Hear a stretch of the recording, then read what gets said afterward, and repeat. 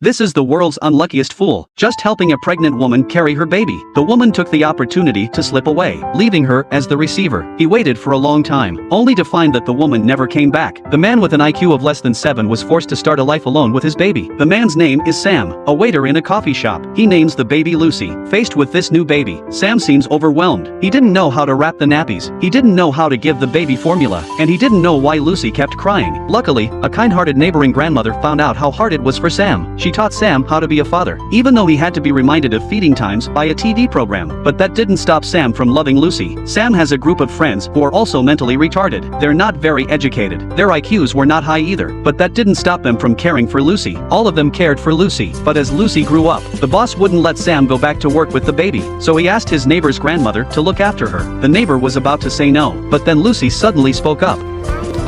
Sam said it was the first word Lucy had ever learned. Now the grandmother couldn't say no, and so Lucy grew up with the love of everyone around her. She was smarter than her peers. She was smarter and more intelligent than her peers. Her little head was filled with curiosity about paper, but the world was a curious place. She would ask her father why it was snowing, where the sky ends, even asking why men go bald. Though Sam didn't know the answers either, but he would always answer all his daughter's questions without fail. He wasn't smart enough, but he loved his daughter with all his heart. Soon, Lucy was of school age. Sam and his friend took Lucy shopping for shoes. They had been shopping for ages. They finally picked out a pair they liked, but when it came time to pay, they couldn't afford to buy a pair of shoes with the money they had. And that's when the friends took out their money. None of them were rich, but they were willing to help with all their savings. Fortunately, the money was just enough. One friend suddenly asked, "We get a balloon with these?" Yeah.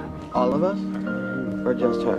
Finally, everyone took the balloons from the stockist, striding across the red and white zebra crossing. No matter how hard life was, it didn't take away their little hearts. After school that day, Lucy invited her classmates to come over. Her classmates whispered to her, "What's wrong with your father? Why is he acting like a retard?" Lucy then realized that her father was different from other people's fathers. This day, she finally couldn't resist asking, "Daddy, did God mean for you to be like this? Was it an accident? Okay, what do you mean? You're not like other daddies." Sam couldn't answer. He just kept on apologizing to Lucy. Lucy already knew the answer in her heart, but she didn't blame her father. Don't